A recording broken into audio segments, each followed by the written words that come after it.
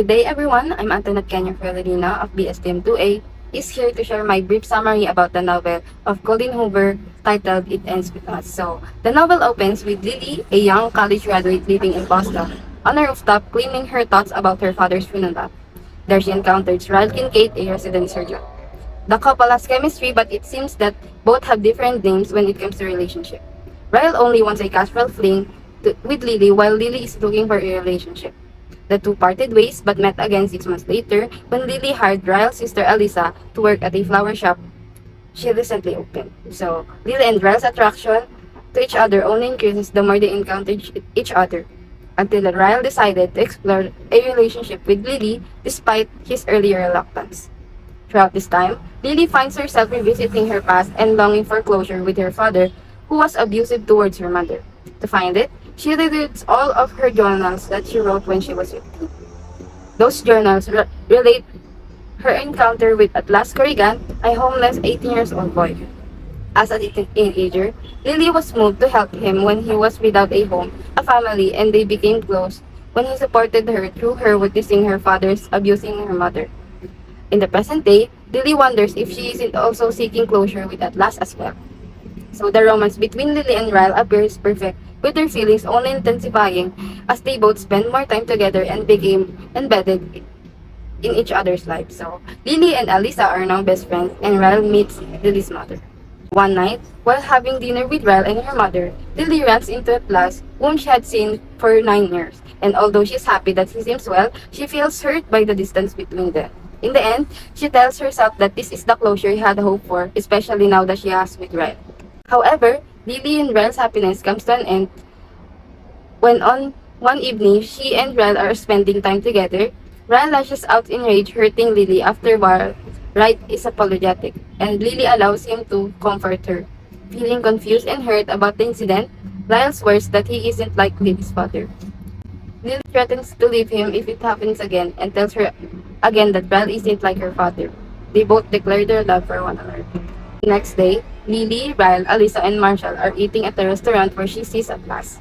Atlas sees Lily's wounded eye and Ryle's bandaged hand, and comes to the conclusion that Ryle assaulted Lily.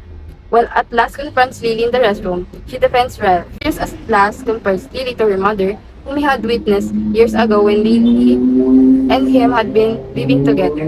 Ryle finds them talking and Atlas attacks him, eventually throwing him out of his restaurant. Ryle asks Lily for assurance that she has been unfaithful with Atlas. Lily assured him that he only has feelings for Ryle. Atlas apologized to Lily for comparing her to her mother at the restaurant. He brings her a gift that he had forgotten her long ago and leaves his phone number in case of an emergency. For months, Atlas lived in an abandoned house with Lily, who provided him food, clothing, and use of her home's shower and bedroom to sleep on during winter. Cast out from his home without a family, Atlas intended to finish high school on his own and join military. As Lily provided him health and companionship, the relationship changed from friendship to romance. Atlas eventually able to contact his uncle and leaves for Boston to live with him.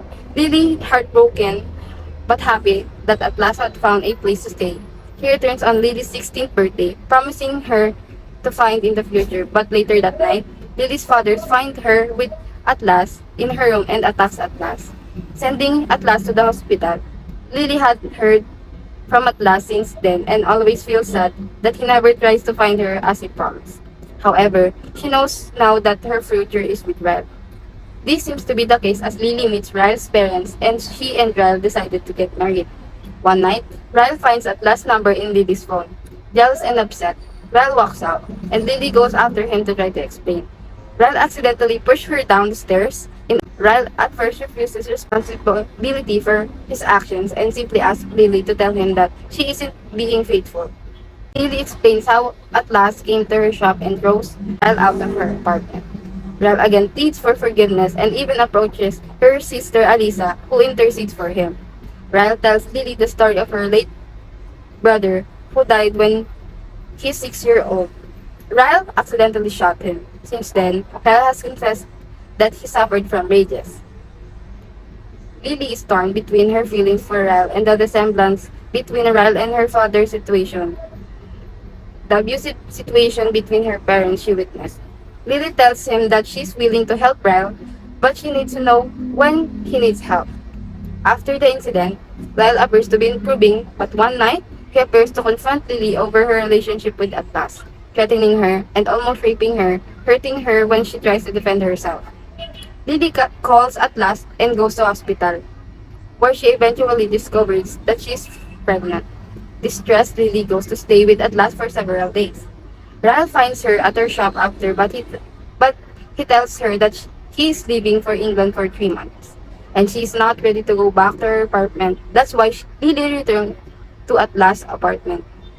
Atlas admitted that Lily that he did look for her after he finished his first tour, but found her happy throughout her life and was good enough to be happy for her.